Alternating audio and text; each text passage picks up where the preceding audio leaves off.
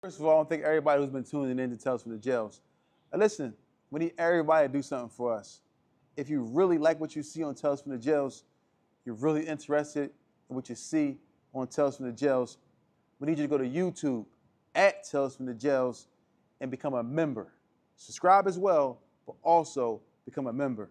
That way you can get updated on all the new content as we continue to bring you these amazing episodes. So we want everyone to go to YouTube at Tales from the Jails and become a member.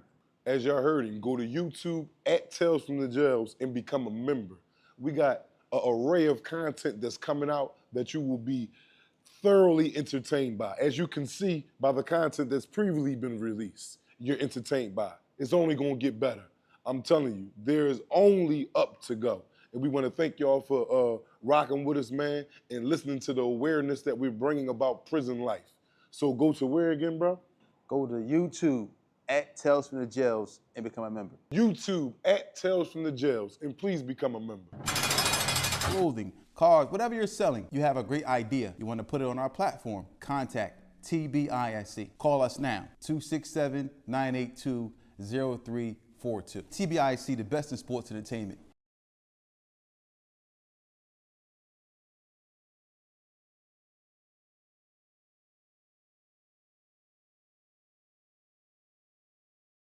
Hey, listen, I know you hear all this stuff about home care. Home care is dying, or home care is no longer what it was years ago, but it's coming back around. Don't forget, I'm telling you first, contact TNS Licensing and Consulting. Start your home care agency today. Right now, for just $999, you can start the process to get your home care agency up and running. That's $999. Contact TNS Licensing and Consulting to get you your LLC, your EIN, everything going in home care. Because the MCOs are coming back around. You don't want to miss out. Next year is going to be a big year for home care. Call now, 267-534-5053. That's 267-534-5053. Don't wait. I know you see this commercial. Call now. What's up, everybody? Shout out to all the Tales from the Jails affiliates out there listening to Tales from the Jails. We here live in Powers USA, TNS Media Group with the team and the family. You know who I am. This is Tawfiq. I got my counterpart, Mr. Brahim Jackson, angry man, always in his phone. I don't know what he's doing now. Can you make sure your volume is down? You know what I'm saying? I've been there. I don't want these platforms blocking us because we got other people's music playing and stuff on our platform and all that, man. So what's going on out there today, man? Talk to us. What's up, family? How's everybody doing? Don't act like y'all ain't see that Big Eagle win. Don't get crazy now. This is a great Monday for me. Pull it out. Pull it out the hat. No, we here now. Back, even what Drake said, back to back. That's how we doing it. Big Eagle. Yeah, Eagles got to win, but they ain't look too good. Yeah, man, you always come in and just know how to just rain on a nigga They parade. ain't look too good, though, bro. Like, they ain't look too good. Second half, you only had, 19 yards in the second half? What was that, something like that? That's not a good performance. And I mean, I'm an Eagles fan. I just thought that the Eagles just ain't, you know what I mean? Just for me, I don't know. It's a good win. But so I'm glad I got everybody here today, man. All of our family is here. Everybody who, I know we got more people coming in. It's gonna be joining the actual, interview today, or the actual live podcast today. But today we want to speak about something that's actually hindering, those individuals who are breaking law, those individuals who are in prison. A hardship. Yeah, under the hardship. A vicious hardship. Yes. As we know, prison is a vicious place to be.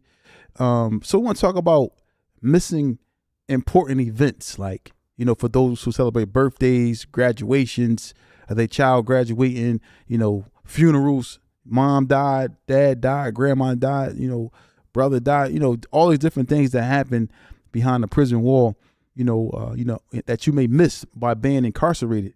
And these things is real life things, man. As we know, people are really going through this. We didn't experience it, you have experienced it, Mm-hmm. We have had friends that pass away. Mm-hmm. So I'm gonna ask you a question, like, when, like, say you got a child, or you got a child who's graduating, maybe kindergarten, high school, college, whatever it may be.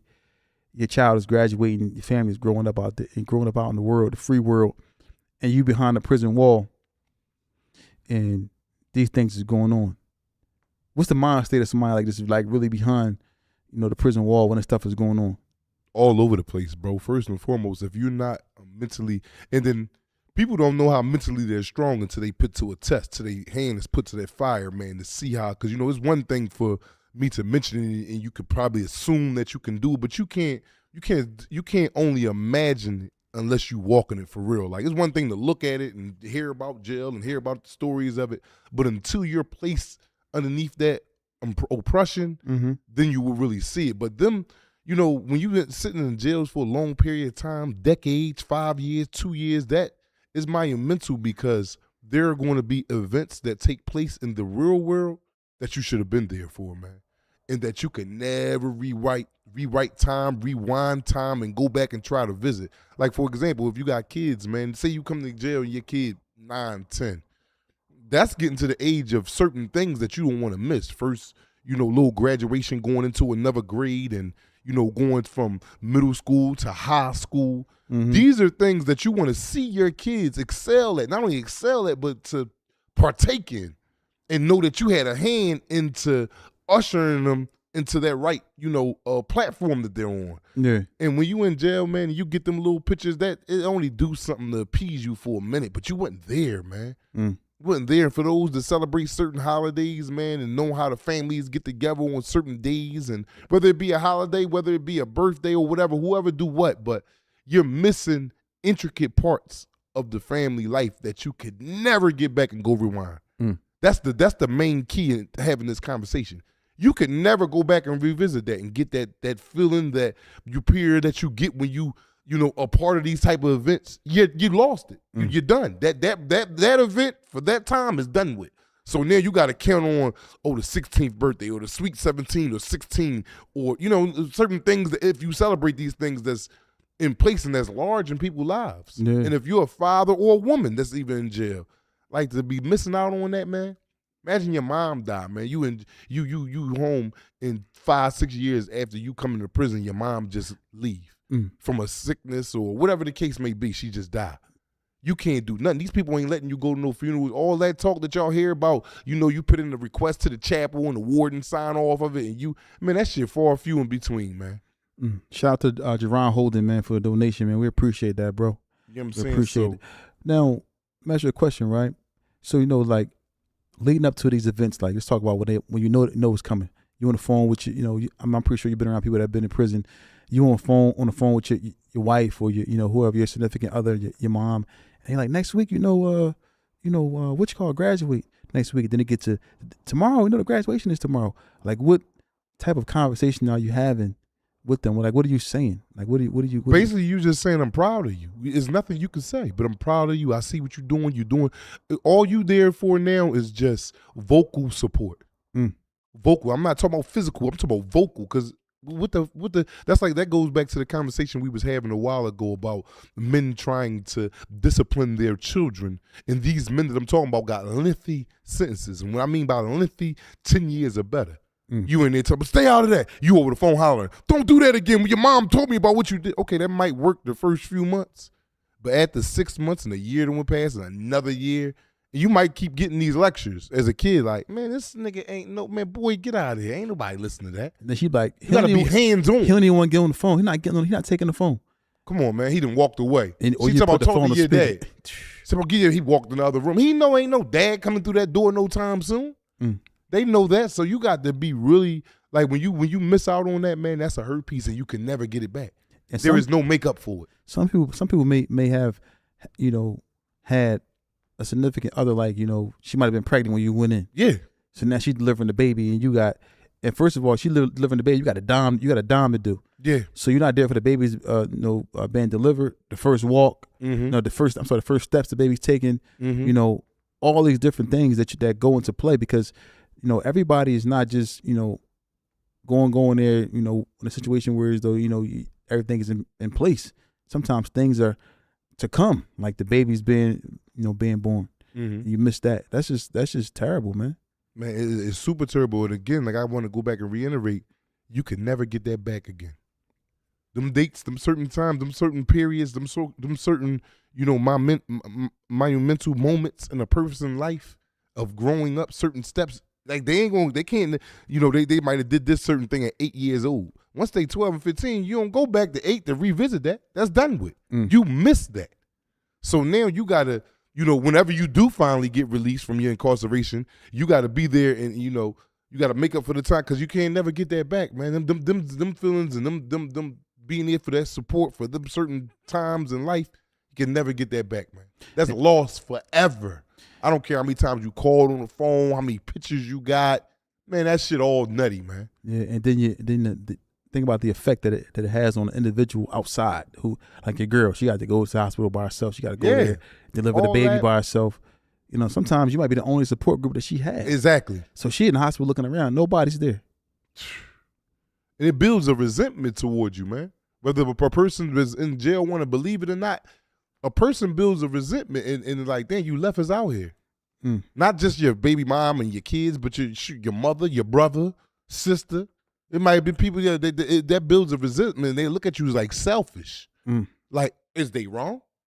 Like, you mean, all right, and then to take it for the convict might be thinking, well, shit, I was out here doing this for us to have a roof over our head. But there's other ways. Yeah. There's other ways to put a roof over your head without jeopardizing you dying or going to jail. This ain't the only way. But this way that I'm talking about, the criminal activity that leads to jail and death, that got to be overlooked sometime, man. It got to be thought on. Yeah. Is this making this quick $1,000 in this quick 10 minutes worth me jeopardizing it all? Old head used to tell me all the time, man, the cops got one time to catch you. One time. They could bust the block every day for a month straight. Every day. Leave every day and they ain't find nothing. They only got one time to catch you. They can keep doing it until they finally do catch you. You got to make it every last goddamn time to survive out here in these streets. And when I say survive, meaning stay free. And the chances, it's impossible. Yeah, the odds is way too. It's impossible. As far as a gap. Yeah, it's impossible. It's a gap. Like if I'd have known what I knew then, if I'd known back then what I know now, man, come on, man.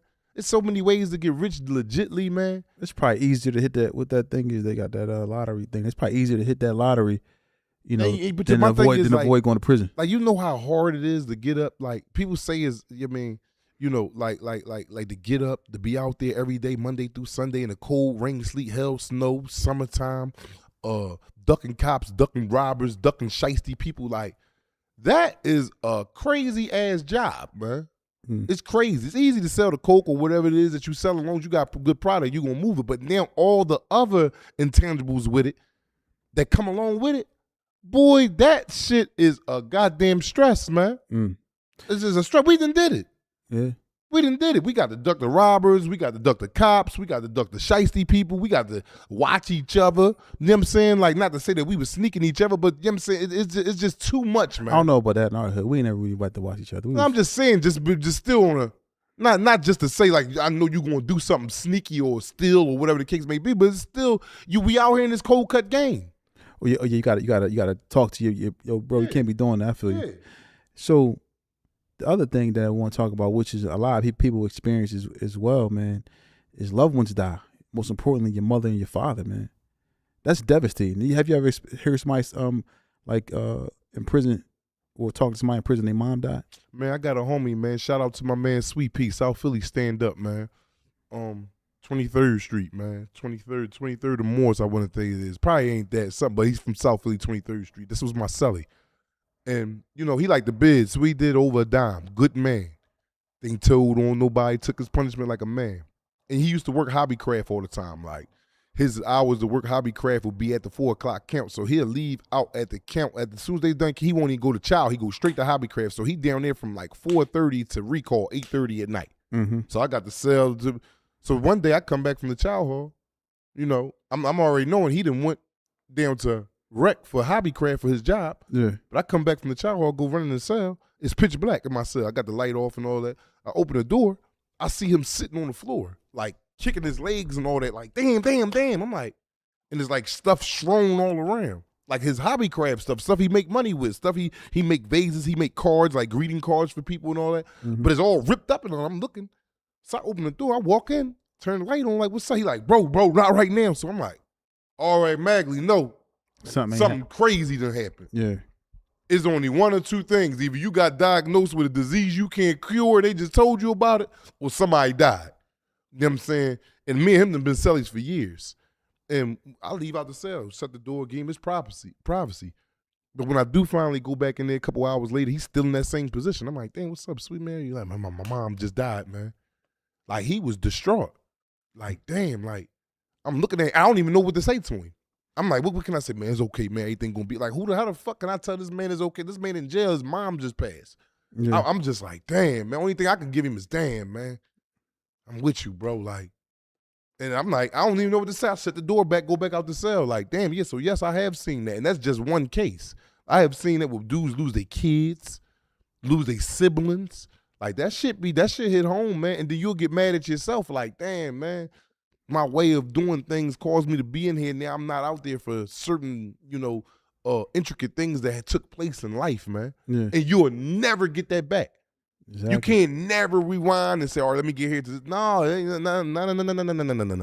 You're moving forward with life, man. And that's a part that you missed. And it's going to kill you. It's going to go to the grave with you, man.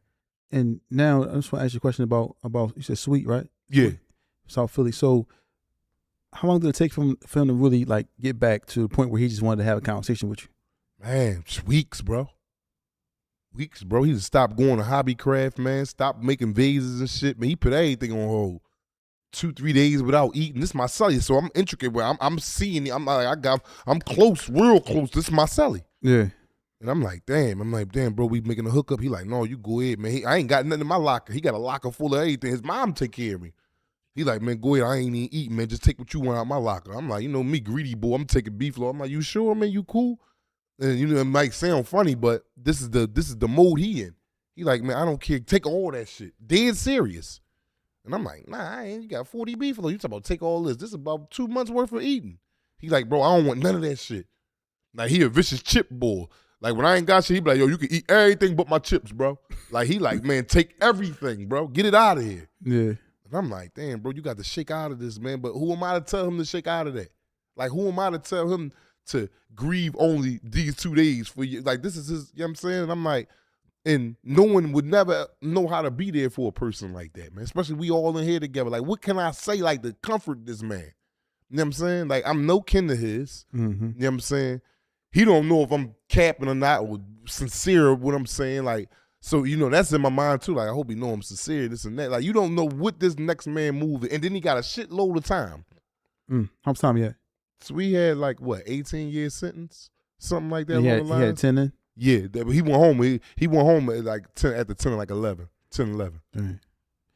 So, I mean, I don't know what's worse. I mean, like, because like you said, people lose their children too. Like, people lose their children. Yeah. Like, you go in, like, because I forget the brother name, but he was in prison, and his son was murdered while he was in prison. And I can imagine, I can only imagine the pain of having a child, and then you hear that he was murdered. Mm-hmm. You know what I'm saying? Regardless if he was murdered, if he just died, period. Died from a complication or something, you want to be present for this type For sure. of stuff. But I probably would rather that than somebody tell me they But got still, murdered. no, you wouldn't have. No, you wouldn't have. Ask me. I've been in there. You going to be sick, bro. No, I'm not saying I won't be sick. My question is, I'm saying is, like, if you heard that he was murdered, it might hurt a little worse. It's going to hurt all the same, bro. Mm. Murdered, just suddenly didn't wake up one day. You'll rather him being murdered than the case. Like, damn, he was out there or he got murdered. I'm sad. This nigga laying in his sleep and didn't wake up. That'll hurt. Like, damn, why he ain't had nothing going on with him. He probably thinking he went peacefully to that. But way, though. still, like, you'll be mad. Your mind, you be like, be damn, mad. my son, he was just sleeping in bed and just didn't wake up. Yeah, And then you ain't out there. But to hear him, what I'm saying, Bro, you cannot make me think. I understand what you're I'm saying, giving but you my point of view. Because Yes. sometimes people may feel the same way I feel. I'm not saying you're wrong. I'm just saying that people, have thoughts of, I would rather my son be dead, go and die in his sleep because he didn't go through the trauma of somebody standing over top of him shooting him with a weapon. yeah, me, I ain't gonna have that. I'm gonna have thought he died. Yeah. And there's a lot of people that's gonna be like, damn, my son died or my daughter died, whether it be by gun violence or whether it be by just, natural causes. Yeah. Gun violence, my opinion, I Okay. could accept that better because Especially if it wasn't no like mistaken bullet hitting him in his head. They already told me he was at troubled youth. I should be home because you get all that. Your son running around here out here doing all this and you in jail and all that. He trying to follow your foot. As that happen, you be like, damn, my son died. And whereas though, you just wake up one day, call home. Well, what's his name ain't wake up out of his sleep? He did. That'll be for me to swallow anyway. Like both of them would be harsh, but just to die, you would rather be home for that. Yeah, I mean either way, but I understand what you're saying, though. Okay. Now the other flip side to it is funeral time. Funeral time coming up, and it costs. Sometimes people ain't got the money to pay for the funeral. Yeah, fish fries popping. Yeah, but the funeral, like the feds, as far as being home for a funeral, right? How does that work? What do they do? Allow you to get because Muslims we get buried within 3 days sometimes, but sometimes you're able to make it home if the funeral was like maybe 2 weeks. Who you ever known that came home for a funeral from jail? You ever seen somebody come and when get out I was the a jail? young boy, I think. I don't know nobody that made it home yet. And I've been there I haven't been around nobody that left that jail, attended a funeral, and came back. You never seen it? Not one time. No. Out of 21 years. Matter of fact, the 21 years was the long sentence. I got a bunch of about 6 more years just scattered around that's before the 21. I haven't been with an inmate that left that institution, went to a funeral, and came back. I'm not saying it don't happen because I'm quite sure it do happen. I've heard it happen. I haven't seen it. Hey, now them joints far and few in between, man. So they dangle that character from there. Listen, you can try to get home and they tell you you go ahead and put the cop out into the warden because the warden and all them got to sign off. This is a special transfer. This ain't coming from like the transit facility. This is coming from the jail. This is up to the warden if you can attend this or not. I mean, in certain cases, whereas though, like you from Philadelphia, you got a big indictment out of Philadelphia. They don't even want you back in Philadelphia. Like, no, that's too much. We're going to go ahead and deny this pass because he got to go back to his hometown. We don't know what can happen here. So they making reasons of you not going to attend it. And it's costing them money to get you there. Yeah, exactly. You fucking right. To there and back, yes. Because you can be all the way in Atlanta. Yes. Or somewhere. And then California. California. So they gotta fly you here. Yes. On time. Now, just so to speak, I should say, so to speak, if you were to able to get an opportunity to leave the prison and fly from California to Pennsylvania or Philadelphia, do they fly you on a regular plane or you get on the prison jet? Whatever? Well, I don't know. They probably abuse a jet. They got jets. I got on a jet one time, a little Lear jet that held like 15 of us.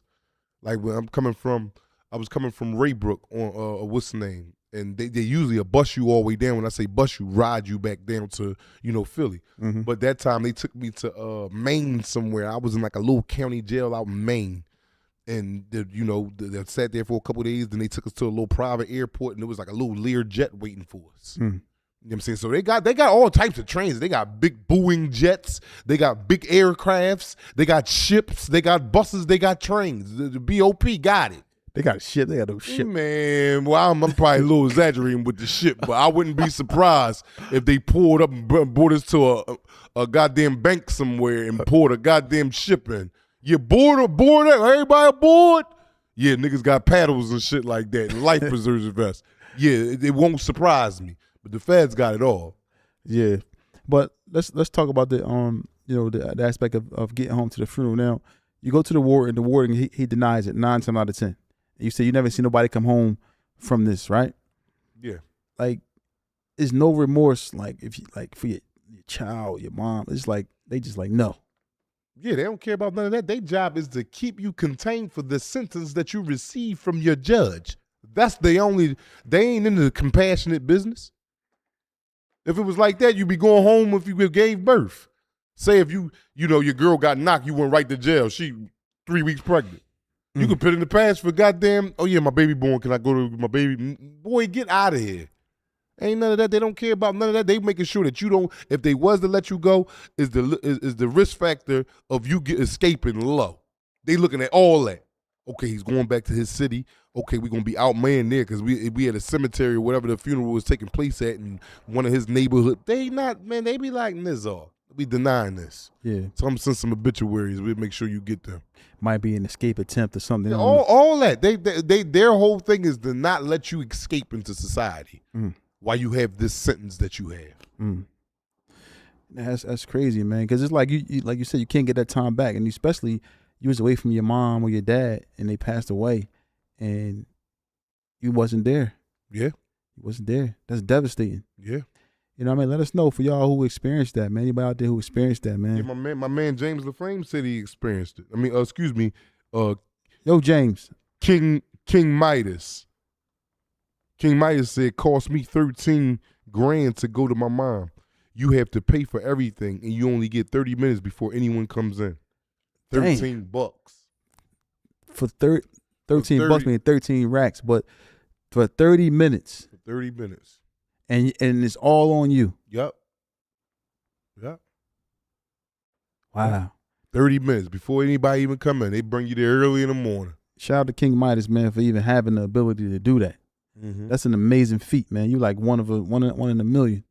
Because people ain't got that money, man. They in jail, bro. Yeah. And you know what I'm saying? It's like, so shout out to you, man, for even doing that, man. How was that for you, though? Like, let us know in the chat if you can, like, how was it, that 30 minutes, man?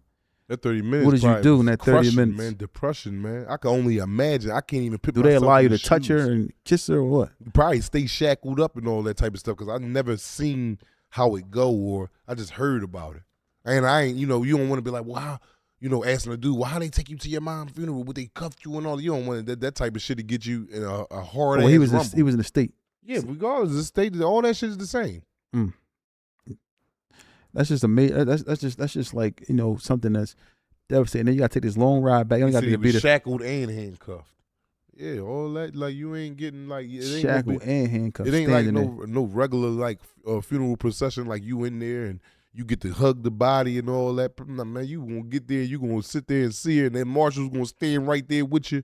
And then was y'all gonna turn? Ain't no turn around to sit in the pew and hear the something. No, you turn around getting back in that van. They hold you on. They on high alert. Make sure you do not escape or no one help you escape. Damn. That's just devastating. So it's something to think about, for everybody here breaking law, man. When you go inside that prison, y'all young boys and y'all anybody else is out here breaking law. When you go behind that prison wall, it's not easy to get out. As we can see, a lot of the guests speak about, man, it's not easy. And then you lose things while you're in there. Not only will you lose your loved ones, you can lose your mind. You can lose your life. Your life, exactly. You talk about your mind. You ain't guaranteed to come home. Just because you get a 5-year sentence, that don't mean you gonna come out. No, you go in there and die. You may lose everything out here in the streets, then lose your life in there. It's a double bubble. You ain't gonna be tripping about that because you done lost yours now. So after this happened, right? These type things happen. Like, what have you seen? Have you seen inmates like go crazy Yeah, you goddamn right. and never come back? Like, I'm talking- Nigga, like you shit, but when you go crazy and do something in the feds and you done did something wild, you ain't gonna come back out on the compound. They locking you up and shipping you to another institution. I mean, like they did lose their mind and never recover. I don't know because I don't see them no more. Oh, you just see the act and they yeah, gone. yeah, exactly. And then now that he done did something so crazy, we ain't letting him back out to population. We gonna go ahead and give him a disciplinary transfer. So he end up. So now I got to reach out wherever jail you at and see what's up with you. But I ain't there on that same yard with you. Damn, that's messed up, man. Because at the end of the day, these things right here affect you, man, in so many different ways. In so many ways, man. And it's like, it's sad, man. I wish it was something that we can do for people that's in these situations, man. But There's nothing we can Nothing do but you go can ahead, do. but keep bringing the awareness at an alarming rate, and give people like sometimes, man, it's good to keep pumping. Man, think.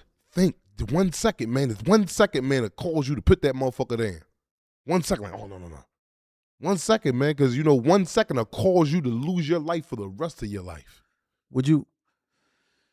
I know this is. Oh, would you rather this, right? This is for the audience too.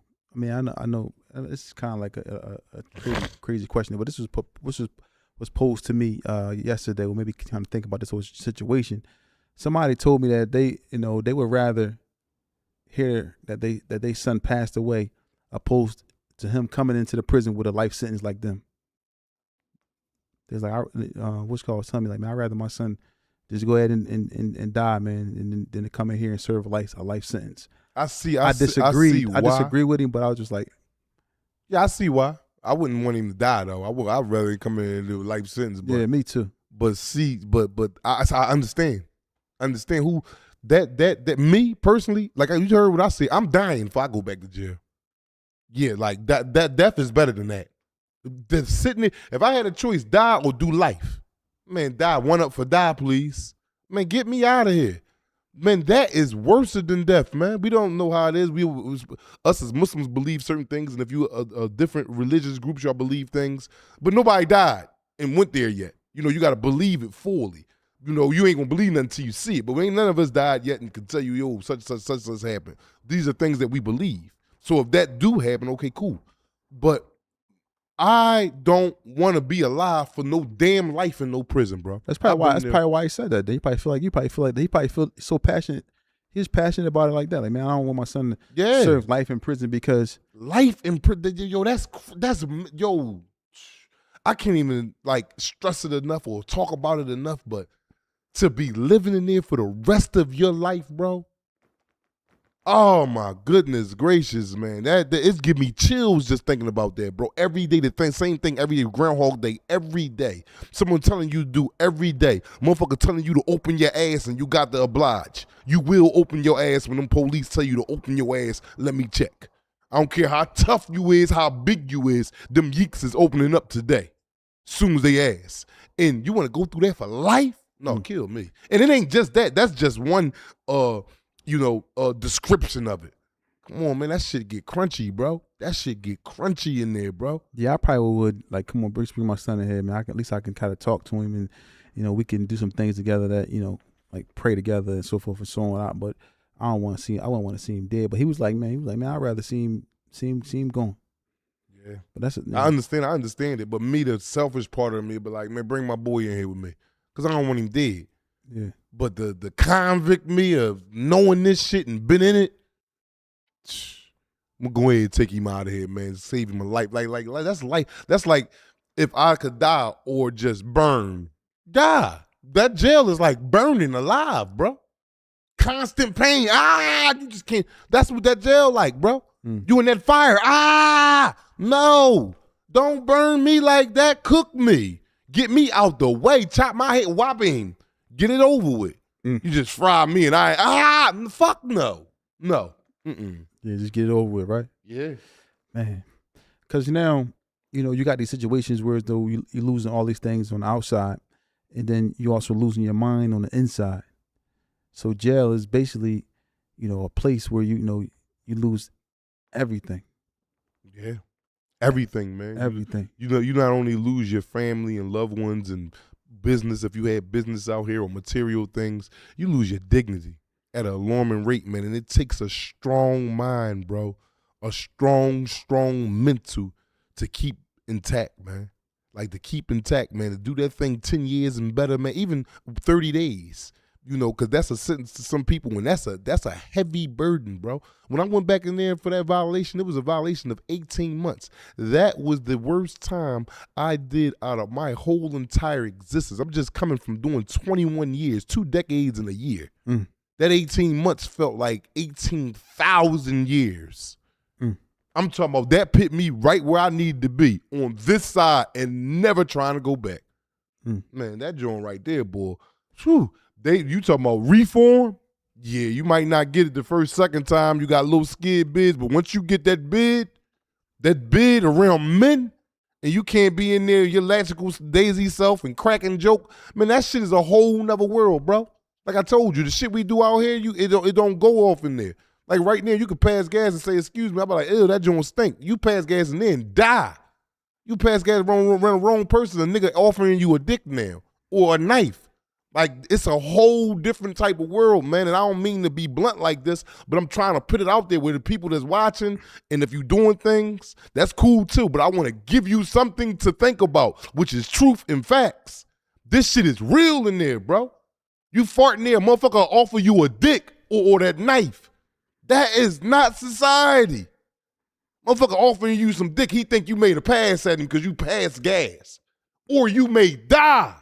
That's crazy. We was talking to somebody today on the phone who's in there, and his mental aspect, he feel like he like, man, I got to change, and this is a notable person. He feel like he said he got to change for the better, and hoping that he come home, man. But these are things that are happening out here, man.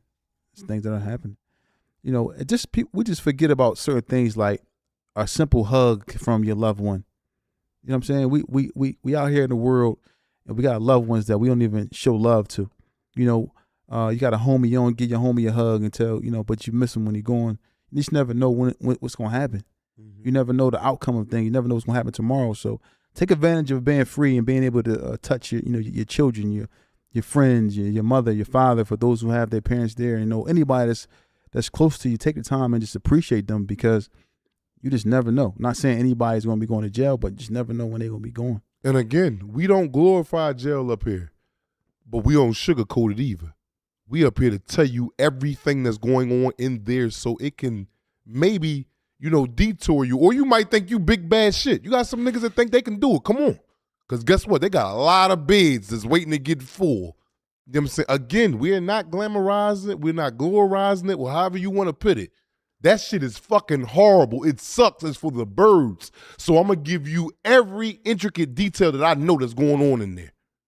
That's just it. That's just crazy, man. And then now you out here, you get out here. For those who have served time and lost, you know, loved ones in prison, the flip side, you come home, there's nobody here to support you when you get out. But you know what, though? You know, just to elaborate a little bit, even the COs, they doing time, bro. You got COs in there that do 8-hour shifts, right? A lot of them do 16, and, you know they making ends meet. Mm-hmm. Imagine if they did an 8-hour shift for 10 years straight. That's 8 and calculated, but whatever 10 years add up, all that time is spent in prison because they in there. They ain't got no phone. They got to leave that and they drawn. You ain't at your desk on your phone and all that. No, you got to be aware. That can't even come in here because they don't want you passing it off to another. So they are in there doing time. What they got to be, they're not home with their family and loved ones. So they're getting a little bit. The only thing about it, they just get to leave. They get home passes every day and got to come back because this is how they feed their family. But they're doing time with you. It's crazy, man. That's a crazy jump, man. That's a crazy jump, man. And it's just bad, man. It's bad all the way around. Jail is just horrible, bro. So, like I said, for those who have been in prison and those who have experienced losing loved ones in prison, you may not have lost your life, right? But you lost majority everything out here, because you might have say you did 20, 30 years in prison, right? You went in, everybody, your family members, and died. Yeah. And now you're coming out after serving that time, and they getting you out of there right away. They're not even no, they ain't asking about where you got to go. They don't care about once that date come by, and once you get out here, you have nobody left. No support, no nothing. You was unable to provide, to get a job or nowhere to live at. So you like, and then my thing is, for real, not to cut you off, bro, but what do you expect from a motherfucker that did 25 years, come home with nothing, no family members or nothing? It's set up. It's set up for them to keep making billions of dollars. Like, what do you think of, especially if you was an earner out here, whether you was earning legitly or illegally? Evidently, it was illegally that landed you in prison. But that's all you know. You go give them 15, 20 years. Everybody, all your family members, everybody that you had close to you, they gone. You coming home 25 years later. All you know is the iron and whatever narcotic it is you selling. What the fuck you think gonna happen to this man? And that's crazy. They don't have no type of no home plan really. They give you halfway house. They give you halfway house, and that's for you to stack your money up. And but how long can you be in a halfway house though? They give you 2 years there. They give you a long time there. They giving you can get up to 2 years. It's federal anyway. Oh, well, that's what I mean. That's enough time to get on your feet and all that. But sometimes shit don't work out right. What I'm saying, they ain't forcing you out of the halfway house. Bro, you see how hard it was for me to get a job, bro. And if it wasn't for you, I still wouldn't have a job. By the grace of Allah. By the grace of Allah, alhamdulillah. But yo, you know how many dudes is coming home with records like mine, bro? Some people ain't trying to give them people a chance, bro. Even the job I work for now, she was like, yo, you know I ain't supposed to be letting you work here, but you know, you got to put it here. So your PO can't come here and see you here. These people see that, and you be out, and a motherfucker might be trying. Look, when I tried to work at the psych hospital, the lady told me I did everything. I had the job. Got the HR, oh, we can't work with that. They don't care if you rehabilitate. All we know is we see this and we get with you. So then you getting turned away at every avenue, every door. You ain't really got that much, you ain't got no support, but you trying on your own. Bro, what you think a man gonna do? And I'm not saying this is an excuse for him, but it is. It is. All he know is this, that man going back to jail, bro. That man going back at an alarming rate. He's going back to the penitentiary. Yeah. And sometimes the people, like I said, that people don't have the patience to wait for the door to keep closing and keep closing and keep closing. But you gotta have some patience. You got to, man. Got to, bro. Unfortunately, but you gotta have patience. I always tell you all the time when when you be complaining was complaining to me because It still is. yeah, but you can see some Yeah. things turning around. Alhamdulillah. Alhamdulillah. Yeah, Alhamdulillah. but I always try to tell you, like, take your beating because it's always a process, man. And taking your beating, you're gonna be tested. Yeah. You know what I mean? Those before you were tested, so what make you think you're not gonna be tested? So we all are tested. It's just See, but about some having beatings patience. is harder than others, man. I'm taking my beating, but I'm taking beating with a hell of a support. Other people. But some people just taking that motherfucker licking, man, and ain't got nowhere to look. I was the same. I You ain't been taking that beating. I'm talking about that's like being butt naked and wet and taking that belt. Yeah. Everywhere it laying is gonna sting. Mhm. I don't care where you give them your back, you give them your arm. That shit gonna touch you. Fresh out the shower beating too. Come on, man. Come on, man. We gonna talk about it if we gonna talk about it. We ain't gonna sit up here and make it like, I took a beating yo, like that, man. You know what I'm saying? And then that's a life beating we talking about. Yeah. Life will whoop your ass and don't get no 2 cents about it. That's just it. It was tough, man. It was tough. It was tough, but it'll make you who you are. It's gonna show you who you really are. When adversity come, that's gonna show you who you really are. Yeah. And it's time to look in the mirror. You know what I'm saying? At that time, when you faced with adversity, and I'm not saying that people who come up short, they just gotta just try harder next time, man. Because we all gonna come up short sometime in one way or another. It's just because you fell short last week or the week before, or yesterday. Nah, man, ain't over with for you. Keep pushing. Get up again and try again. Because we all going to fall short at some way or another, man. You know what I'm saying? And just because you lose today don't mean you're going to lose tomorrow. Just keep pushing. You know what I mean? But the adversity be stacked a little higher. We come from prison, ain't got nothing. And everything has changed. Technology is different. They had, like you said, cell phones. Imagine 40 years from now, what they going to have? Somebody who went to jail now and got to come home in 40 years. Don't got a goddamn clue. Don't know how to do nothing. You see me, I still trying to figure out emails and goddamn how to work an iPhone and shit like that. Everything is just, like I said, the kids, the shit is so advanced now that you ain't even got to write with a pencil or pen no more. And the cars is electric now. Yeah. You got to charge it up at your crib. Ain't no gas. They getting rid of that shit. It's less cost efficient. Come on, man. Like, people coming out, they ain't teaching you that in jail. They ain't teaching you how to do this in jail. No, they just sitting your ass in there and you serve this time and we get with you when you're done. That's just it. Wow. Give you a token in a bus or a bus pass to get you up out of here. Yeah, or have somebody come get you. One or the other. Can you imagine that bus ride in 40 years from somebody who's going to here right now? People take them every day. Every day there's someone coming home Yo, you from know the what? penal system Yo, listen, that's been in there for a long time. Listen. Like, wow. Listen, yesterday I was in the car riding, right? And I haven't been on the bus in years. And I'm not saying it bragging or anything. I'm just saying I haven't been on the bus in years. I was riding on the bus. I was on the boulevard. So the bus next to me. And I looked over. And I seen that you can like swipe like a credit card now to get on the bus. I'm like, they take credit cards now to get on the bus? Like you can just tap your card. Yeah. And I'm like, dang, that's crazy. They got a little, I didn't even, last time I rode the bus, they was taking tokens and TransPass. Yeah. Well, yeah. Now they take your credit card now. Yeah. Yeah. I'm in the car. I'm like, wow. I ain't never see it's like a little white thing or something like that. Is that what, and it white, something like that? Yeah, it's white. I saw it. I was riding past the bus. And I saw it. I said, wow. But that was something for me that I saw that. And I was like, dang, it's crazy. But now, you go to jail, come home 40 years from now, you done lost a lot, man. Some people, moms is right now 40 years old, 50 years old. You know what I mean? Mm-hmm. And but just stay patient for those who are coming home. And I know a lot of people reaching out to us who are becoming free after serving time. And a lot of times we provide motivation to them to let them know what's going on. It ain't worth going back. So whatever beating you got to take, just take it because there's opportunity going to come at some point. As long as you keep pushing forward. As long as you keep pushing forward. Would you tell me you ain't never seen somebody get something and ain't had to work to get it? Not at all. What you tell me all the time? Whoever- Go ahead, break that down. Well, as far as, yeah. What you tell me all the time? Yeah, but if you don't work to get it, you're not going to appreciate it. Oh, you're not gonna have it. Yeah, or you're The not hell gonna have with it. But appreciate I'm saying I'm saying if you didn't work to get it and you got it, and somehow you like from the streets. Like we don't really work. It's like from the streets. A lot of times it's easy to sell narcotics and it's easy to do that because they basically sell for themselves. But when you work hard, like at a job or operating a business and so forth and so on, those things have a lot of rules and restrictions that you gotta do certain. You gotta do payroll. You gotta find the proper staff. You gotta make sure people is working. Make sure everything is going right. it's a lot of intricate pieces that go into operating the business. And it's similar to the street a little bit, but it's just real intricate because there's a lot of rules and regulations you got to follow. And ultimately you got to pay them taxes. So businesses, learning to be legit is difficult, but once it get rolling and get going, sky's the limit. Opportunities present themselves all the time, but take your beating like a man, or there's women too coming home, because we just met women that came. We had a woman up here the other day who talked about her story coming home. Oh, mother. Yeah, she came home and she trying to do the right thing, and this is the story of women. Women have done time too. There are women who are lots of them. Yes, who are coming home, and they just trying to figure it out after being locked up for so many years, man. And a lot of them come home and figure it out. Shout out to Naima. Naima thriving out here. Big Nas, Stand Up Logan. Side money. Side money. All these women. Don't right call here, me white man. girl. What I mean? All of them coming home doing what they got to do legitly. Yeah. Legitly. And I'm not saying jail made them, but the jail that they went through got them in the right motherfucking place where they need to be.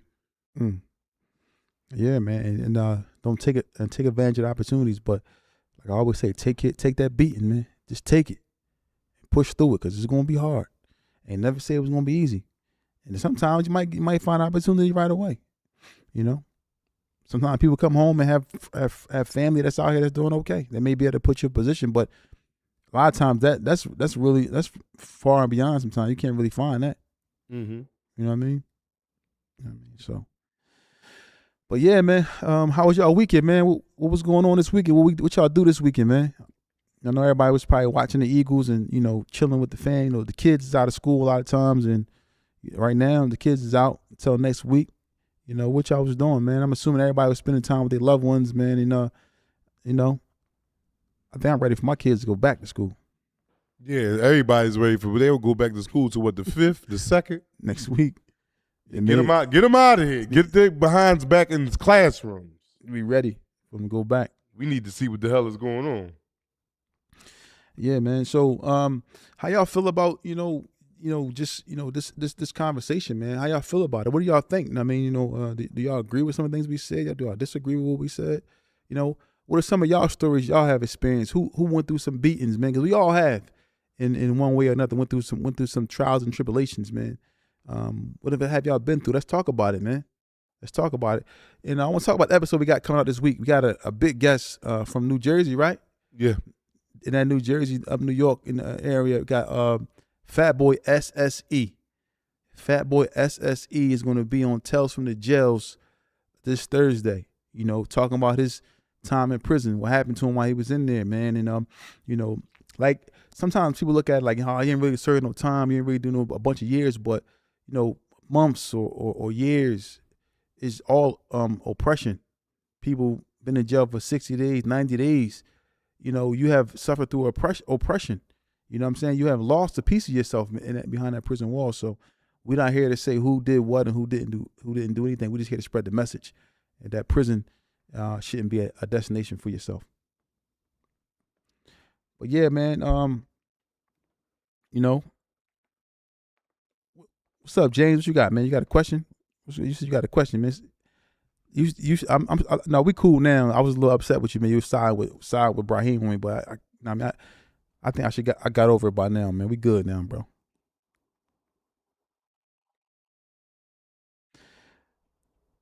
Lil Yep, yeah, man. I didn't do no serious time, but I've been arrested, man. I've been I've been arrested before, and I did a small amount of time, not nothing too long. I think I did like 90 days, but it was, and then I did some time, house arrest, things like that. When I was a young buck, ripping and running the streets. Brahim got me locked up, man. Not telling on me, but we was running around acting crazy. We got locked up together, man. People understand. Remember we got locked up. We went through the whole process of quarantine. Mm-hmm. When we got to the jail, they knew you already at CFC. Yeah, because I just was coming home. And the guy, it was a dark skinned CO, man. He said, "Yo, you back already? Yo, come on, I'm gonna get you upstairs." You like, "No, my man down."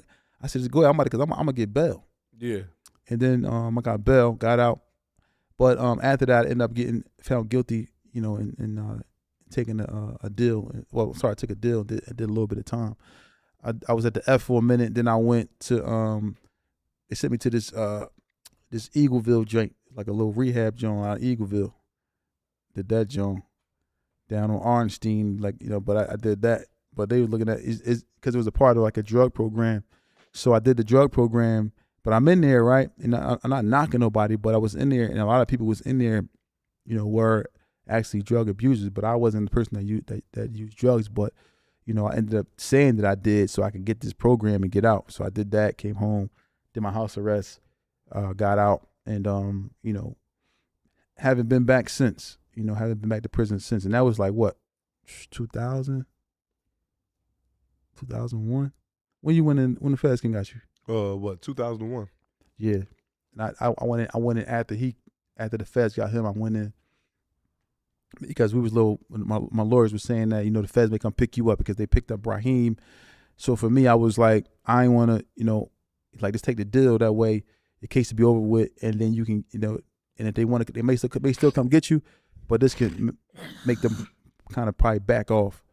And you know, they never came and got me, but they did come after that, and, you know, did some things, but I never ended up going to the feds because, you know, my guy right here is a stand-up man, and, you know, a lot of guys from around the way that stand up. But now Hold on, let's answer to James LaFane, not to cut you off. Oh, James LaFane asked a question. He said, my question is, and I'm not even sure if it's a question or a thought, but listening to part of your conversation, man, Black, you be saying they make you get jobs or go to school while you're locked up. Yes, they do. If you do not have a GED coming into the federal system, you will be attending classes Monday through Friday, long as it ain't no holiday, until you achieve a GED. If you don't achieve it, you will keep continuing to go to school. And it's the same thing for a job. You will have a job the whole time you are incarcerated. They give you a week off. You got to work like a year straight before they give you a week off with pay. They do that. But other than that, you will have a job your whole time incarcerated in the federal system. And then he says, how come they don't have classes or programs that actually prepare inmates to come back out into the free world? Classes or programs teaching them shit about phones or what's outside. Then they do have classes. They have breaking barrier classes, how to control your anger. They have, you know. It didn't work for you. You still mad as hell. They have typing classes, but this is like old format stuff. You know, they don't have classes about phones and all that teaching you how to work. They don't have none of that. They got little typing classes if you want to type. They got, you know, little things like I said, education department. They have parenting classes. Like, these is classes that they think the way it's supposed to be, and they teaching you this one format. So it's basically like nothing, but they have them classes available. I was locked up with somebody from Chester. His name was Boz. Boz, man. Boz had like curly hair. Boz, man. He was old head though. My man Test SJ8KM said, would you take a longer sentence, but you can expunge your record, or a shorter sentence to get back to your family, no clearing the record? A shorter sentence, is that a quick question? I don't care about no goddamn expungement. Man, if you don't give me that short sentence and let me get out of here, man. You want to take that short sentence. You don't care about expungement. You want to get out on the street. Yes. Yeah, I take my chances on the bricks too, man. I don't want to be in jail. I don't want to be in prison. I'm cool with all that. Yeah. But, you know, the programs that they have is possibly outdated. I'm gonna tell you why I think they're outdated. Because they just trying to teach you anger management skills. They ain't trying to teach you, like, I don't want to say outdated, but it don't really prepare you for anything other than controlling your anger. It don't prepare you for really getting a job. Yeah, no, none of that. And it ain't really preparing you for stuff like that. It's just preparing you to try to help you control your anger. They think everybody who come to jail is angry. Yeah, they think everybody's just gorillas and animals. No, you got white collar motherfuckers is damn near millionaires that don't never even seen this side of life, but they just got caught up. It's a crime. They think that everybody who go to jail ain't angry, and everybody who go to jail don't commit violent crimes. You know what I'm saying? It's not always a violent crime, but there are those who need anger management, like this guy to the left of me. You know, we argue all the time. Sometimes up here on the set. You know, but Philly Vision want to hear about that lock and that sock, man.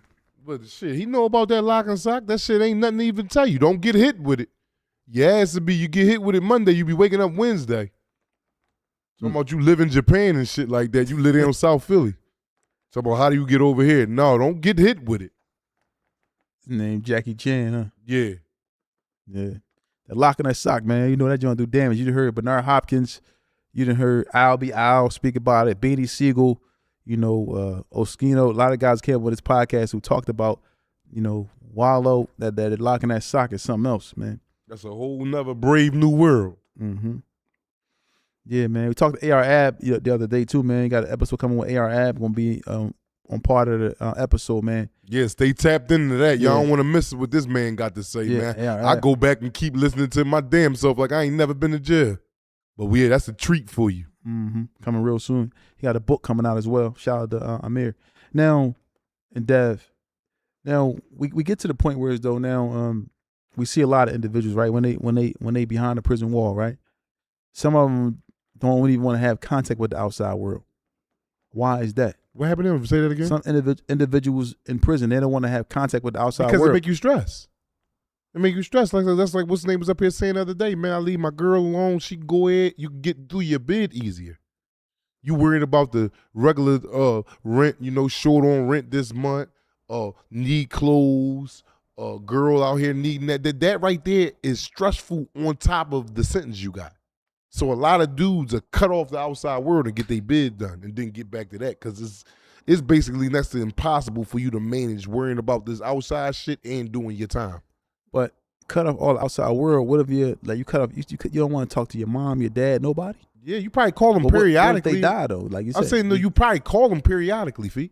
You'll call them once in a while, but all that everyday shit, I know dudes get on the phone 2-3 times a month. 1 time a week, 4 times a month. Mm. You know what I mean? All that, because like after a while, you getting on the phone, yo, what's up, man? What's going on? What's going on? Like, goddamn, I just told you what was going on last half hour ago. Like, you ain't got nothing to say from the inside. All you doing is calling for, them to keep enlightening you on what just went on or what they drinking in that cup. Is it orange juice? Oh, no, it's Gatorade. Like, we asked a bunch of, because we ain't got nothing to do in there. Nothing to do. So, you mean that phone will take you out your fucking bid, man? All the way out. So, yeah, for dudes that leave the outside world alone and contact, there and there and just to make sure stuff cool, they doing an easy bid, bro. Easy. Yeah, I can see why. It's like man.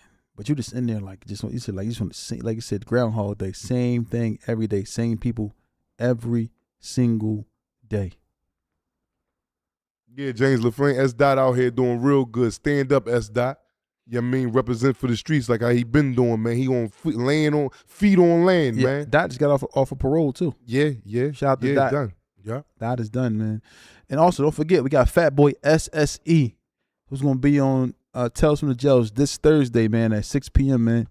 We're gonna release we got some short clips for y'all that's gonna be released today as well, so y'all can watch those, man. There's gonna be some short clips from Fat Boy. Just talking about the episode, man. Yeah, Ab was, Ab is a good guy, man. He got some good stuff going on, man, in there that he trying to do. Some things he's trying to do out here with his publishing company. So, man, it's a lot that he's, looking to offer to the youth. He want to do some things from inside there to help outside to the individuals that are actually in the streets, man, still running around. Yeah, man. So yeah, y'all, man, let us know, man. Let's get some more questions, man, before we get up out of here, man. We love speaking to y'all, man. We love, talking to y'all, man. We love, being this whole process, man, is a beautiful thing, man. As y'all can see, we not where we was, 60 days ago, not even 30 days ago. We are at a different space. But like I said, it's all because of y'all support, man. For those who tune into the lives and watching our content. Big facts. Yeah, man, like I can't say enough. Thank you enough. Yeah, man, I really appreciate the support for real, man. Honestly, because this was just a thought for us, and it's turning into something that The thank yous that we have coming to y'all is at an alarming rate, and is back to back at an alarming rate. Thank you again. Mm-hmm. So come on, what questions y'all got for us, man? What y'all got for us today? Somebody said Dutchman, SWP, is DC and Atlanta known for the same things in the feds? They say them South boys like again, before I even answer this question, these little nicknames that certain cities get is because it's like that's getting done from certain cities, but all these people from these certain parts of the world is not on that. I'm not sitting here saying, like, when I tell you about the DC dudes and a lot of them like to fuck with boys. No, I know a lot of men from DC that's cold-blooded men. Even the ones that fuck with boys that kill you. You play around. But, you know, they city is known for that because a lot of them do it. Like, a lot of Philadelphia niggas tell. But is the whole Philadelphia telling? Hell no. But it's a lot at an alarming rate. So I don't answer these questions saying, yo, yeah, that city DC, yeah, they all fucking. No, I'm not saying that at all. Under no rate am I saying that. Now I'm gonna answer your question. You say, is DC and ATL known for the same things in the feds? Well, you got your boys down, the ATLs down the south that like to, have sex with the same sex and all that. But you know the reason why they're known, like shit, you got Philadelphia niggas like to do it. Philadelphia, DC, New York. You got dudes that like to mess with dudes sexually. But, it's a lot of it going on in D.C. And I'm not going to say that everybody in there known for the same things. You got niggas that told from everywhere. You got niggas that get dick sucks from everywhere. You got niggas that rape from everywhere. So, but one city might be more glaring in it. Like, there's a lot more going on than that one doing it, but everybody doing it. Everybody doing it. For the people that partake in it anyway. Mm-hmm. Where's my hoodie at an alarming rate? Coming soon. We just the delivery should be here, man, real soon, man. I think it was supposed to be here tomorrow, I believe. So we're gonna be having some good news for everybody by tomorrow. You got shout out to Jay Williams, man, the white boy. No disrespect. You know what I mean? Who's Jay Williams? It's like some guy who speaks about like prison, I believe. The old head, Jay Williams? I think so. I saw some of this stuff. Shout out to him, man. What's name sent something through the group chat with him on it today? Was that him? I'm not sure. I don't know if I've seen it. I'm not sure. Yeah, man. Did anyone see the video? So, my man Kevin The Truth said, Black, how did you turn to the moccasin? Did you get initiated before becoming one yourself? No, I never got initiated. I turned into the moccasin in Camp Lador. I'll never forget it. I was in a group home. I was in foster care. This was probably about 98, 99. Well, drowning don't count as being No, hold a up. Let me moccasin. answer. I don't never drown. Okay. I don't never drown. I'm just telling you about a story how I became the moccasin. When set me on my path to become a moccasin. Okay. And I was in camp. It was called Camp Timberlake. I don't know if a lot of y'all is familiar with that or anything. And I jumped in the pool. I was about 8, 9 years of age. I remember this vividly because my life almost came to a abrupt halt. And they was lining us all up, groups of boys to jump in 6 feet, 5 feet, 4 feet, 9 feet. Me, I'm thinking I never actually swam in my life. Never. I probably got into like 1 feet of water and stomped around, but I thought I was a swimmer because I'm watching TV. They dive in and they get to kicking their feet and all that. I'm like, oh, that's all you got to do. But it's really a technique. I didn't know that then.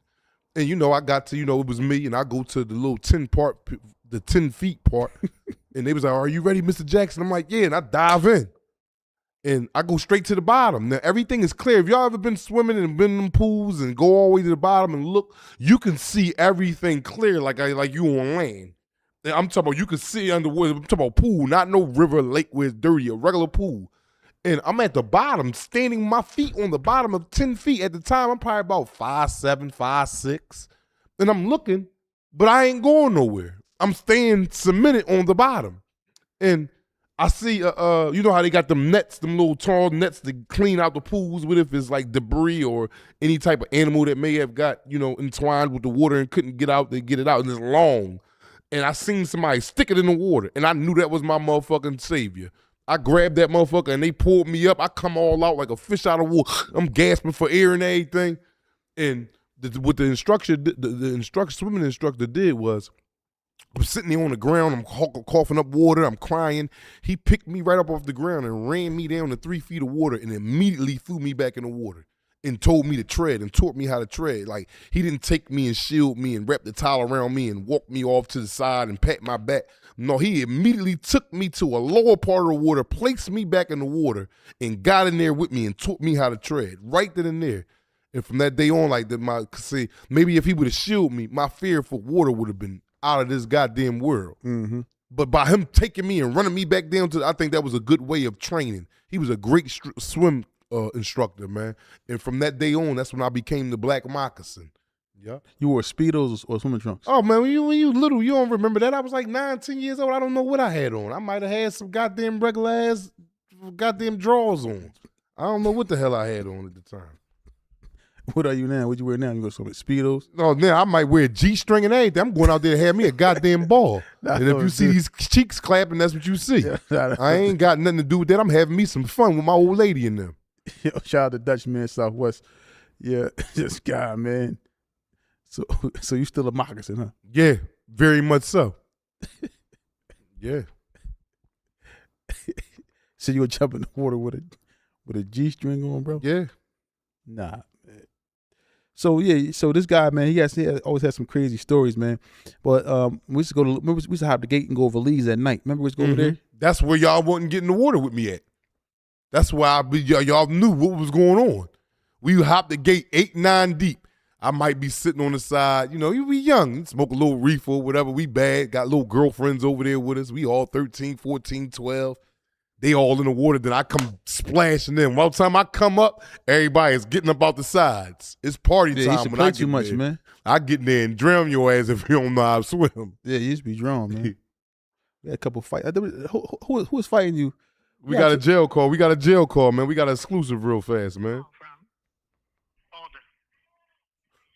An incarcerated individual at SCI, Phoenix State Correctional Institution. This call is not private.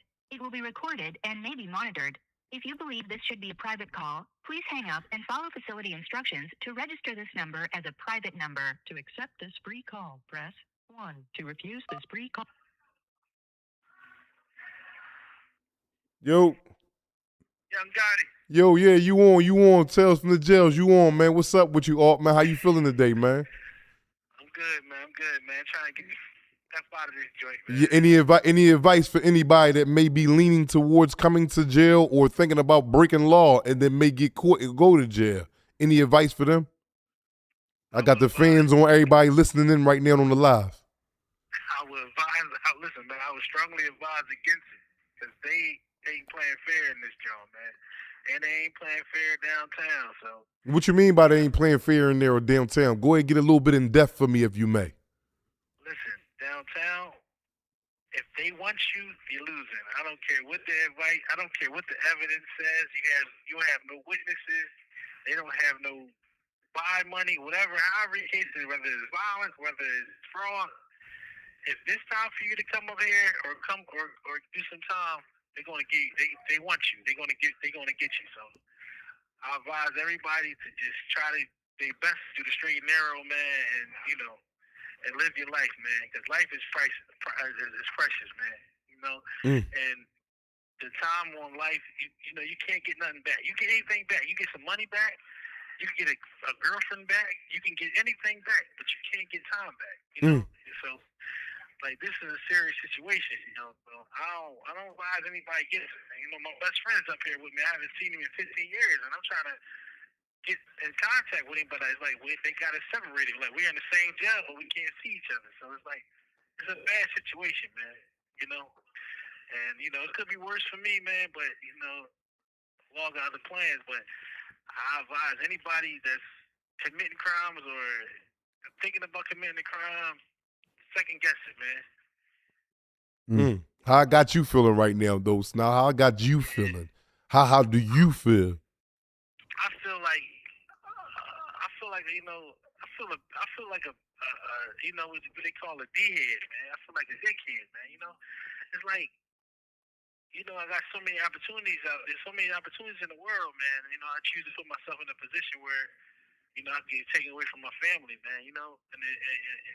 And I feel like I was being selfish because there's more people that me being in here is affected just as well as me. So I want everybody to, just take heed, man. Like, life is precious, man. You only get one, man. You only get one life and one body. So you got to take care of it. You know what I mean? Yeah, I definitely know what you mean. I sat in that motherfucker for a lot of time.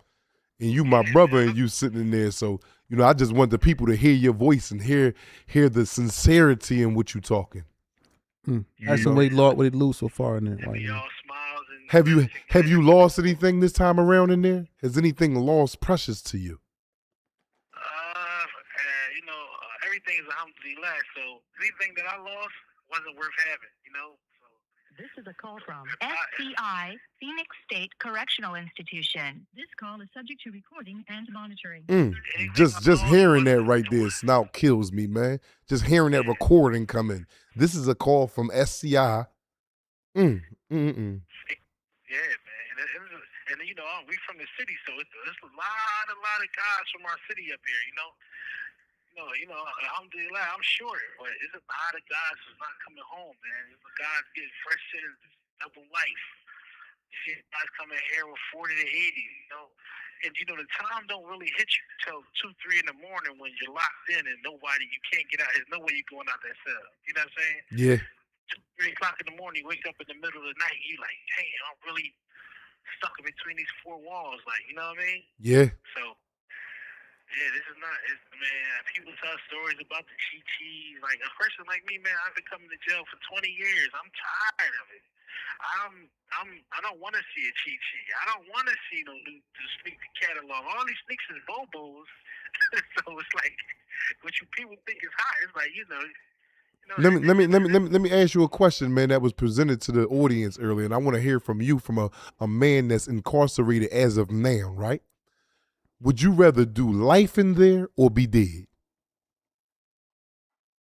Damn, if I in a selfish manner, I'd rather be dead. But for my family, you know, they can come visit me and they can hear my voice and, you know, stuff like that. So it's like, if it was just me, maybe I would rather be dead. I ain't gonna lie. But if I go for my family, like my mother, my children, and stuff like that, I couldn't do that to them. You know what I mean? Mm-hmm. This is a call from SCI, Phoenix Because State Correctional your brother Institution. just posed Recording and monitoring. your brother just posed the question to the audience. If you had life in prison and your son got life, but you could either have him dead or have him come in there and do life with you, would you let him come do life with you, or would you want him to go ahead and pass? Because he was talking to one of his friends, and one of his friends had told him, I would want my son to pass instead of Ron, instead of him enduring this for life. Yeah, this is like torture, man. You know, people telling you what to eat, calling you off of trees. They're subject to search your property, strip search you what they want. It's a hurtful situation, man. But to spend the rest of your life in here, you know, I got friends that's fighting and trying to get their life back. And if you got life with no chance of coming home, you know you're not coming home, all the pills are gone. Death is like, you know, something that people really like are on the brink of. They would rather do than, you know what I'm saying? But if you got a family out there, you strong-willed, like, you know, you would rather live though. You know what I mean? Yeah. Yeah. You don't want to take yourself away from your family like that. But if you ain't got nobody, you don't got nothing. Yeah, I could see why. Because I've seen a lot of guys hang it up, man. And what you mean by when you hang it up? I've seen a lot of people commit suicide, man. You know what I'm saying? I seen a guy. This guy, I was at Camp Hill, man. He had did some crazy stuff, man. He raped his 10-year-old son, his 10-month-old son, killed his baby. His white guy killed his baby, raping his baby, and everybody found out. So they beat him up on the walk, did all this stuff to him, spit on him. And he came back to the cell and tried to hang it up, you know. And then you know, the guard was doing his round, and you know they stopped him. And they got guys I seen guys on B12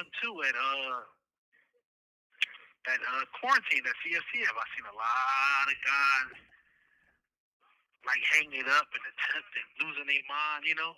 And me coming to here, I seen guys wake up and this is my second time in the state. And my first time in the state, I seen heard a guy in the middle of the night. The guards had to rush and get him. He fell out. Oh my God, they gave me too much time. And I could only imagine how much time they gave me. But this stuff here, man, this is a serious situation, man. Yeah. You know what I'm saying? Yeah. Like this life, man, it ain't for nobody. Like me and my brother, man, you know, we always wish that we had parents that gave us the opportunity to be something. Well, gave us a chance to, you know, without us having to go through the things me, you, and my brother went through. You know what I'm saying? Mm-hmm. You know, we grew up in the same neighborhood, same atmosphere. We've put through everything together. You know, we've been through the ropes together. So it's something we really haven't seen. You know what I mean? Through the prison system, through me going to jail, you going to jail, you know, all our homies, everybody going to jail. And, you know, my brother witnessed all that, and it affected him too, financially, helping us, you know what I'm saying, moral support, you know what I mean? So it's like, And this is what I'm telling these people, the audience, every day, man. It just don't affect the person that's in jail. It just don't. It's a trickle down effect like no other. listen, I lost a son, man. Like, man, he ain't dead, but I lost a son, man. I kind of blame it on my street mentality and me going in and out of jail, man. You know, I lost a child, man. You know what I'm saying? But it's like I lost my way with. I lost connection with a lot of my kids, you know, and stuff like that. You know, and they grew up, and it was like, you know, it don't say. Like, you see this movie called South Central, you know, OG Bobby Johnson. I'm quite sure the audience is hit with that South Central. But his son, you know, it was too late. His son was banging already. You know what I'm saying? So, but he quit him at a young age, but it still sometimes be too late. You know what I'm saying? Yeah. You know, his kid already had that mentality. So, you know, your kids, you're not raising your children. You know, people can say, I take care of my kids. Even anybody can say, even a woman in jail and in prison can say, I can take care of my kids. You can say, you make all the money. Like, when I was just young, I just got in trouble. I was making money in jail. I was sending money home. But that stuff don't add up to your presence. Because people will say they're taking care of their children, but it's really a big difference between taking care of your children and raising your children. Exactly. Say that again. There's a big difference with taking care of your children and raising your children. You hit the nail on the head, man. Yeah, man. So, and that's where I'm at with it right now. You know, I got to get out and I want to raise my kids. You know, I have some small children, man, left. You know, I still want to. You know, I want to be there. You know what I'm saying? I want to be not financially and, you know, oh, they know who I am. I really want to, you know, because it's like for real, man. It's so many so many fathers in this place. Period, man. You know what I'm saying? The kids don't want to answer the phone for them. You know what I'm saying? Yeah. So it's bad. I had a guy. He ain't had no contact with nobody. His kid's mother didn't want to talk to him. But he's like, yo, call my daughter. Sometimes she might answer. 14-year-old daughter. Like, call my daughter. Sometimes she might answer. If you need a three-way to call your people, you know what I'm saying? And then, you know, kids, they don't want to, you know what I'm saying? They don't really want to be bothered with you when you suck in here. You know what I'm saying? Yeah, they don't. They want to see you. You know what I mean? And that's another thing for when you're in here. You can't try to chastise your children from jail. Like, you can't raise them. So that's my thing. I'm not about to sit here in jail and try to enforce no rules on my kids. You know what I'm saying? Like you could really be an enforcer, though. Yeah, like, you know what I'm saying? Like, so when I call home, I'm not wanting to hear, you know, what's going on wrong. I don't want to. There's nothing I can really do. You know what I'm saying? And I'm already like, oh yeah, you done went to jail, nigga. So how you gonna tell me? You know what I mean? And part of the reason why I'm probably going to acting now is because you're not around. So, you know. But, you know, everything gonna be, you know, everything will be okay, man. We just try to change our mindset, man. You know what I'm saying? Yeah. It took me a long time, man, but I finally realized and I learned my lesson. You know what I mean? Yeah. I tell the audience, man, it comes a point, man, when you breaking law and you getting locked up, you ain't died yet. It comes a point in a man's life, and I'm not saying a child can't come to a point, but in a man's life, you know when you're done. You know when to hold them and when to fold them, man. Especially when you keep getting breaks. Yeah, and you know, eventually, man, you get tired, man, before it's too late. That's like anything, you know. Yeah. There's two sides. There's two sides to substance abuse, man. It's the dealing and the using. You know what I'm saying? Yeah. Because people could be addicted to that lifestyle so bad because that's all they know. So you know what I'm saying? Yeah. And they feel like that's all they know until they, you know, everybody got to try to, you know, put themselves in a different light, a life, man. You know what I'm saying? It's different lanes, man. It's different lanes, man. So everything ain't, you know, because I'm gonna tell a lot of these guys. I hear these young guys on the phone begging for $50 from these girls. They got little young girls on the phone, 19, 18 years old, take care of them and stuff.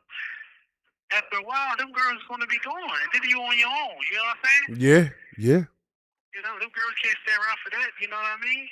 The guys, I'm telling you who's winning, man. The young guys, they got some jobs as the mailman and the trash man and driving their little trucks and all that, man. They're winning, man. So y'all guys out there that's listening to this, keep up the good work, man. You know what I'm saying? Guys that's installing cable and wherever a young guy, young guy, everybody knows, anybody who comes to the prison knows the young guy.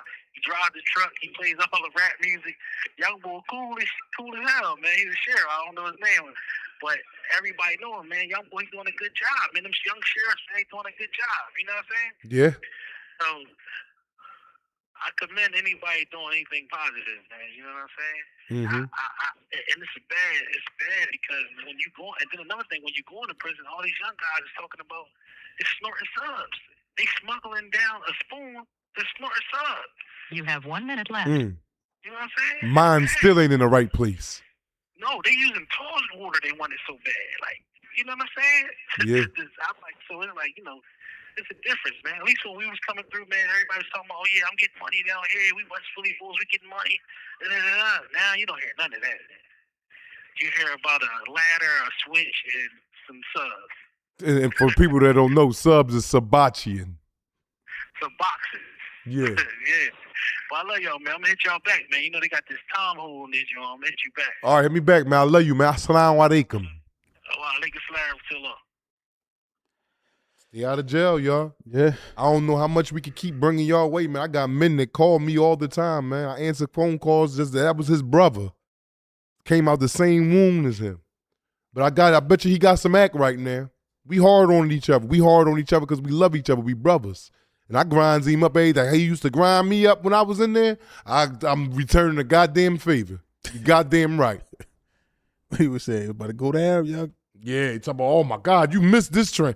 I'm being I'm being a little easy on him right there. The plane has landed.